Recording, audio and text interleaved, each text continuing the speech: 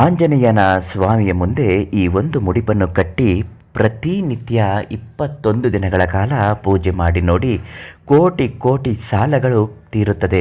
ಆಂಜನೇಯ ಸ್ವಾಮಿಯೇ ನಿಮ್ಮ ಕನಸಿನಲ್ಲಿ ಬಂದು ನಿಮ್ಮ ಎಲ್ಲ ಸಮಸ್ಯೆಗೂ ಬಗೆಹರಿಸುತ್ತಾನೆ.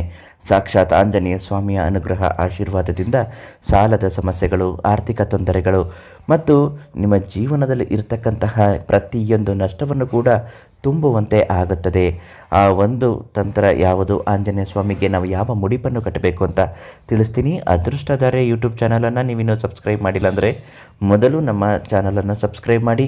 ಫೇಸ್ಬುಕ್ನಲ್ಲಿ ವೀಡಿಯೋಗಳನ್ನ ನೋಡ್ತಾ ಇದ್ದರೆ ನಮ್ಮ ಪೇಜನ್ನು ಫಾಲೋ ಮಾಡಿ.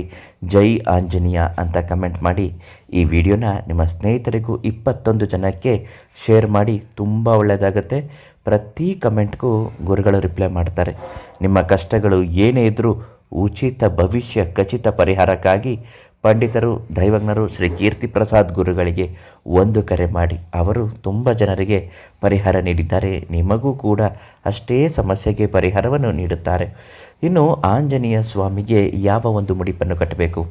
ಮಂಗಳವಾರ ಮತ್ತು ಶುಕ್ರವಾರ ಆಂಜನೇಯ ಸ್ವಾಮಿಯನ್ನು ಒಲಿಸಿಕೊಳ್ಳಲು ಶನಿವಾರ, ಈ ದಿನಗಳು ತುಂಬಾ ಒಳ್ಳೆಯ ದಿನಗಳು. ಈ ದಿನಗಳಲ್ಲಿ ನೀವು ತಲೆ ಸ್ನಾನ ಮಾಡಿ ಆಂಜನೇಯ ಸ್ವಾಮಿಯನ್ನು ಒಲಿಸಿಕೊಳ್ಳಲು ಹಳದಿ ಬಟ್ಟೆಯನ್ನು ತೆಗೆದುಕೊಂಡು ಒಂದು ಮುಷ್ಟಿ ಕಲ್ಲುಪ್ಪನ್ನು ಹಾಕಬೇಕು. ಹಳದಿ ಬಟ್ಟೆ ಒಳಭಾಗದಲ್ಲಿ ವೀಳ್ಯದೆಲೆಯ ಮೇಲ್ಭಾಗದಲ್ಲಿ ಜಯರಾಮ ಶ್ರೀರಾಮ ಅಂತ 21 ವೀಳ್ಯದೆಲೆಯ ಮೇಲೂ ಕೂಡ ಬರೆದುಕೊಳ್ಳಬೇಕು. ಕೇಸರಿಯಿಂದಲೇ ಬರೆದುಕೊಳ್ಳಬೇಕು.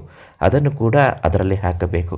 ಮತ್ತು ಅಡಿಕೆಯನ್ನು ಕೂಡ ಹಾಕಿ ತಾಂಬೂಲದ ರೀತಿಯಲ್ಲಿ ಮಾಡಿ ಒಂದು 5 ರೂಪಾಯಿ, 1 ರೂಪಾಯಿ ಹಾಗೆ 5 ನಾಣ್ಯಗಳನ್ನು ಇಡಬೇಕು. ಅರಿಶಿಣದ ಕೊಂಬು 3 ಇಟ್ಟು ಒಂದು ತುಳಸಿಯ ದಳವನ್ನು ಇಡಬೇಕು. ಎಲ್ಲವನ್ನು ಸೇರಿಸಿ ಮೂಟೆಯ ರೀತಿಯಲ್ಲಿ ಆ ಮುಡಿಪನ್ನು ಕಟ್ಟಿ ಮನೆ ಹತ್ತಿರ ಇರುವಂತಹ ಆಂಜನೇಯ ಸ್ವಾಮಿ ದೇವಸ್ಥಾನಕ್ಕೆ ಹೋಗಿ ಅದನ್ನು ಅಲ್ಲೇ ಅರ್ಚಕರಿಗೆ ಕೊಟ್ಟು ಪಾದದ ಬಳಿ ಇಟ್ಟು ಪೂಜೆ ಮಾಡಿ ಹಿಂತಿರುಗಿಸಿ ಕೊಡಿ ಅಂತ ಹೇಳಬೇಕು. ಇದನ್ನು ಮನೆಗೆ ತಂದು ಏನು ಮಾಡಬೇಕು, ಅವರು ಪೂಜೆ ಮಾಡುವಾಗ ಸಂಕಲ್ಪವನ್ನು ಮಾಡಿಕೊಳ್ಳಿ.